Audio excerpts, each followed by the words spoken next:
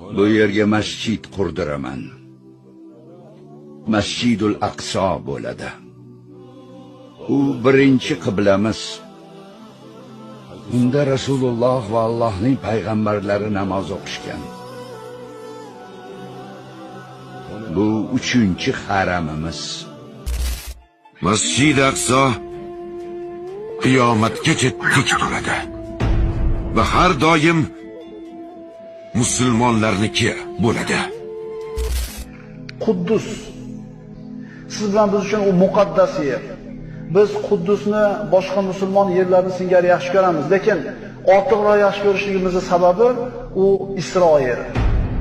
U yerda payg'ambarimiz sollallohu alayhi vasallam payg'ambarlarga, hamma payg'ambarlarga iymon bo'lib namoz o'qigan.